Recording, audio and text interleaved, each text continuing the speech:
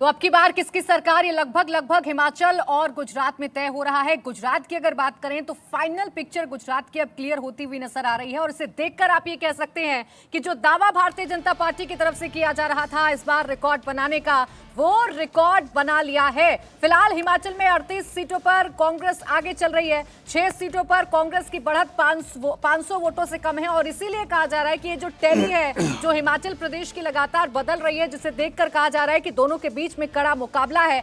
अभी बहुत कुछ प्रेडिक्शन हिमाचल के लिए किए नहीं जा सकते क्योंकि हिमाचल के लिए अभी थोड़ा इंतजार करना होगा। लेकिन गुजरात की अगर बात करें तो मार्जिन ज्यादा है। 154 सीटों पर भारतीय जनता पार्टी ने बढ़त बना रखी है, कांग्रेस 18, आम आदमी पार्टी 6 सीटों पर बढ़त बनाई हुई है और 4 अन्य के खाते में भी जाती हुई नजर आ रही हैं। तो फाइनल पिक्चर गुजरात की क्या होगी ये तो साफ हो रहा है क्योंकि अब गुजरात में जश्न की तस्वीरें भी सामने आ रही हैं। ये देखिए, जश्न की तस्वीरें भी हम आपको दिखा रहे हैं। तमाम जो बीजेपी के समर्थक हैं, जो कार्यकर्ता हैं, वो झूमते हुए नजर आ रहे हैं, हाथों में बीजेपी के झंडे हैं। क्या आप स्टैंड अप इंडिया योजना के तहत 1 करोड़ का लोन लेकर अपना खुद का बिजनेस शुरू करना चाहते हैं? तो फ्रीडम ऐप को डाउनलोड करें और इसकी पूरी जानकारी अभी प्राप्त करें। ढोल नगाड़े बज रहे हैं और अभी से मिठाइयां बांटने का जो सिलसिला है वो शुरू हो गया है क्योंकि रुझानों में भारतीय जनता पार्टी वो करती हुई नजर आ रही है जिसका इंतजार बीते 27 सालों से बीजेपी कर रही थी। रिकॉर्ड इस बार कायम कर रही है। और प्राची, सीआर पाटिल जो है प्रदेश अध्यक्ष, उन्होंने दावा भी किया था और इस बीच उसमें देवेंद्र कुछ कहना चाह रहे हैं। प्रधानमंत्री मोदी ने सीआर पाटिल से फोन पे बात करके बधाई दे दी है। गुजरात का पहले पूरा अपडेट लिया, साथ ही साथ फोन करके उनको बधाई दे दी है। तो अब अंदाजा लगाया जा सकता है कि ये जीत खुद प्रधानमंत्री नरेंद्र मोदी के लिए भी कितनी बड़ी जीत होगी और किस शिद्दत से ये जो दावा लगातार संगठन के मार्फत किया जा रहा था, आज जब वो रिजल्ट में फलीभूत होता हुआ दिख रहा है तो खुद प्रधानमंत्री नरेंद्र मोदी उन्होंने सीएम भूपेंद्र पटेल के साथ भी फोन पे बात की, बधाइयां दे दी और शपथ विधि की तैयारियां भी शुरू हो गई। 11 या 12 तारीख को नरेंद्र मोदी आपसे जवाब लेंगे, लेकिन बड़ी खबर बता दें जो देवेंद्र बता रहे थे। बड़ी खबर यह है कि प्रधानमंत्री नरेंद्र मोदी ने सीआर पाटिल से बातचीत की है। प्रदेश अध्यक्ष है सीआर पाटिल और सीआर पाटिल चुनाव मंच में भी आए थे। उन्होंने कहा था 150 प्लस सीटें जीतेंगे। हालांकि उन्होंने रिकॉर्ड विक्ट्री का दावा किया था। लास्ट जो रिकॉर्ड है 149 का गुजरात का, उसको इस बार क्रॉस करके नया रिकॉर्ड कायम करने का काम किया है। प्रशांत जी, जैसे कि पंखुड़ी कांग्रेस की जो प्रवक्ता वो कह रही थी कि जनता को गुमराह करने का काम किया, तो क्या 154 सीटों की जनता गुमराह हो गई? पूरा गुजरात गुमराह हो गया और इसलिए इतनी बड़ी विक्ट्री बीजेपी के पास आ गई? अगर ये रिजल्ट को आप देखो तो क्या चला, तो कुछ नहीं चला, सिर्फ मोदी मैजिक चला, ऐसा मान लेते हैं। और बीजेपी की 27 साल की मतलब ना कोई एंटी इनकम्बेंसी चली, ठीक है, प्रो इनकम्बेंसी नहीं है, पर कहीं ना कहीं कुछ तो है कि इस बार कोई मुद्दे नहीं चले। मुद्दे है ग्राउंड पे, वो भी अभी तो क्वेश्चन मार्क हो गया कि मुद्दे है कि नहीं है, क्योंकि 154-55 सीट की जो ये जो जीत है और ऐतिहासिक माधव सिंह सोलंकी 1985 में जो 149 सीट्स लेके आए, वही रिकॉर्ड ब्रेक करना ये बीजेपी का एक ड्रीम था, वो आज उन्होंने मतलब ड्रीम अचीव कर लिया। और इसीलिए कांग्रेस की जो दशा हो रही है उसको लेकर सवाल खड़े हो रहे हैं। संजीव जी, 19 सीटों पर, कभी 18 सीटों पर, ये आंकड़ा बहुत ज्यादा बढ़ता हुआ नजर नहीं आ रहा है कांग्रेस का। ये जो प्रोजेक्शन कांग्रेस कर रही थी गुजरात में चुनावी मुद्दों का, क्या वो प्रोजेक्शन गलत हो गया? जो जनता के असल मुद्दे थे, क्या उन्हें पहचानने में कांग्रेस से भूल हो गई? जो अपने सबसे खराब परफॉर्मेंस की तरफ कांग्रेस आगे बढ़ रही है।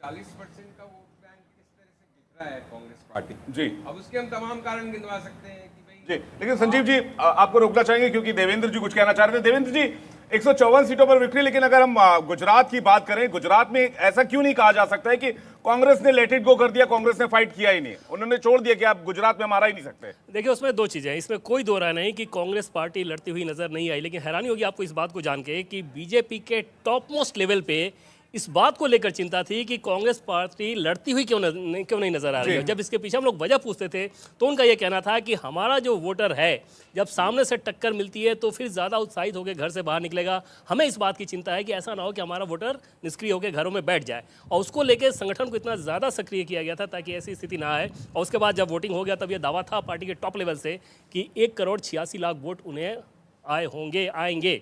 और आप जब नतीजे दिख रहे हैं तो ऐसा लग रहा है कि निश्चित तौर पे उनका जो दावा था, जो सिस्टम था संगठन का, वो काम करता नजर आ रहा है।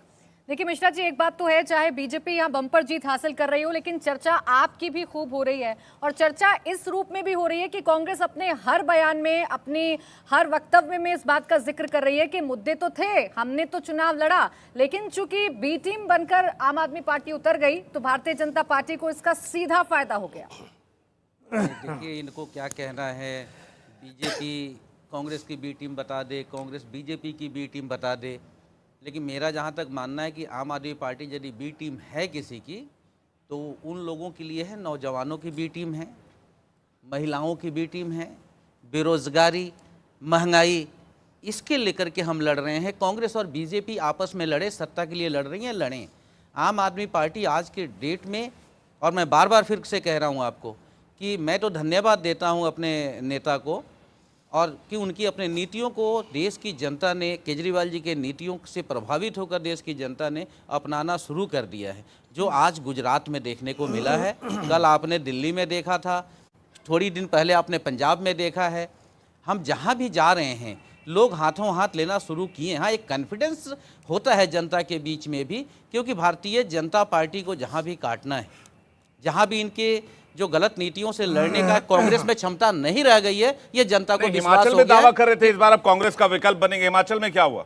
नहीं, देखिए अभी इतनी सारी चीज़ों का सवाल आप आम आदमी पार्टी से 10 साल में पूछेंगे, जहां 100 साल की पार्टी कांग्रेस से जवाब नहीं दे पा रही है बीजेपी को। अगली बार देखिएगा गुजरात में, मैं आज बोलता हूं, आज का दिन, तारीख और समय याद रखिएगा, हमें 5 विधायक जीतने दीजिए। मैं बड़ी बात ही नहीं बोलता। जो वोट ऑफ परसेंटेज है अगली बार बीजेपी को गुजरात से बाहर आम आदमी पार्टी करेगी। आप बड़ी बात बोले ना बोले, आपके नेता तो बड़ी बात बोलते हैं। प्रेस कॉन्फ्रेंस मुझे याद है, चिट्ठी भी मुझे याद है, वो पर्ची भी याद है जो सबको दिखा रहे थे कि इस बार 92 सीटें हम हासिल कर लेंगे, इस बार बीजेपी को सत्ता से उखाड़ फेंकेंगे। वो कॉन्फिडेंस भी तो हाई था। मैं समझता हूं कि पंजाब को दोहराया है, गुजरात भी दोहरा देंगे अगली बार। विश्व जी से अगर आप कहें तो मैं एक सवाल पूछना चाहता हूं। जब पंजाब में आम आदमी पार्टी जीती तो बड़े जोर शोर से हिमाचल में आए थे, लेकिन बाद में चुनावों में इतना उनका जोश नहीं दिख पाया। आम आदमी पार्टी ज़्यादा सीटों पे अपनी जमानत भी जब्त करवा रही है, तो इसको लेके आपका क्या कहना है? 1/6 जो वैलिड पोल वोट है वो भी नहीं लेके जा पा रहे। देखिए सबसे बड़ा कारण क्या, और सच्चाई पे हमें बात करनी चाहिए। बीजेपी के पास कैडर है, इसमें कहीं कोई दो राय नहीं है। चाहे वो भ्रमित कैडर हो, उसे चाहे जैसे भी भ्रमित करके रखा गया हो, लेकिन कैडर है। आम आदमी पार्टी के पास देश भर में या किसी भी राज्य में आप बात करेंगे, थोड़ा वक्त दीजिए, मैं आपसे कह रहा हूँ 5 साल और जाने दीजिए, और 2024 ये जो एमसीडी और गुजरात का जो ये परसेंटेज दिखा रहा है, मैं बार बार कह रहा हूँ, हर चैनल पे मैं यही बोल रहा हूँ, नरेंद्र मोदी वर्सेस अरविंद केजरीवाल। अब देश देखना शुरू कर दिया है, कांग्रेस गायब है। सर वो तो 2014 में बनारस भी चले गए थे मोदी को हराने के लिए। देवेंद्र शुक्ला जी कुछ कहना चाह रहे। शुक्ला जी, मेरा सवाल आम आदमी पार्टी के जो प्रवक्ता हैं इनसे है कि एक बड़ी सिंपल सी चीज़ आपसे ये पूछना चाहता हूँ कि आपने जो पेपर पे लिख के नाम वाला सिस्टम जो चलाया था, उसमें जिन 3 नेताओं के नाम आपने दिए थे कि ये निश्चित रूप से जीत रहे हैं, उसमें से अल्पेश कथेरिया, ईशुदान गढ़वी और आपके तीसरे कैंडिडेट थे आपके जो वहाँ के पार्टी प्रदेश अध्यक्ष गोपाल इटालिया। ये तीनों तो हार गए, ये कंफर्म है। क्या आप स्टैंड अप इंडिया योजना के तहत 1 करोड़ का लोन लेकर अपना खुद का बिजनेस शुरू करना चाहते हैं? तो फ्रीडम ऐप को डाउनलोड करें और इसकी पूरी जानकारी अभी प्राप्त करें। ठीक, आपके जीतने की संभावना वाले या जो कैंडिडेट अभी लीड कर रहे हैं, ठीक, उनमें से आपको नाम लिखने में क्या दिक्कत थी? अगर आप वास्तव में गुजरात के चुनाव को लेकर बड़े रियलिस्टिक थे तो पंजाब में भी लिख के दिया था, शायद 100% सही। अरे भाई गुजरात की बात करिए, पंजाब छूट गया पीछे। मैं आ तो रहा हूँ, ये लिखने की परंपरा वाले मैंने कहा पंजाब में 100% सही हुआ था। आप या तो वीआईपी कैंडिडेट्स अपने देख के चल रहे थे कि अल्पेश कथेरिया वीआईपी कैंडिडेट हैं, हाई प्रोफाइल हैं, दूसरा है गोपाल इटालिया हाई प्रोफाइल हैं, ठीक। आपको अपने मुख्यमंत्री मतलब घोषित मुख्यमंत्री उम्मीदवार की जीत के बारे में ये भरोसा था कि आपने लिख के दिया, और आपने ऐसे कैंडिडेट जिनका की नाम चर्चा में नहीं था उनके बारे में आपको कोई हवा नहीं थी। नहीं, आपका नजरिया है, आप सोचे हाई प्रोफाइल आप किसे मानते हैं? आम आदमी पार्टी में हम हाई प्रोफाइल उसी को मानते हैं अपना नेता जो जमीन से जुड़ा हुआ हो। लेकिन इस बीच बड़ी हलचल हिमाचल में शुरू हो गई है। हिमाचल से ब्रेकिंग न्यूज बता दे, बड़ी हलचल शुरू हो गई है। जीते हुए विधायकों को राजस्थान शिफ्ट करने की तैयारी शुरू हो गई है। हिमाचल में कांग्रेस में हलचल तेज हो गई है। कांग्रेस अपने जीते हुए विधायकों को हिमाचल से शिफ्ट करके राजस्थान ले जाने की तैयारी में है। उनके खेमे में उनको गड़बड़ी की आशंका अभी से जो है वो उनके खेमे में उनको गड़बड़ी की आशंका जताने लगी है। इंडिया टीवी हर वक्त हर जगह डाउनलोड करने के लिए सर्च करें India TV news Google play store या ऐप स्टोर पर।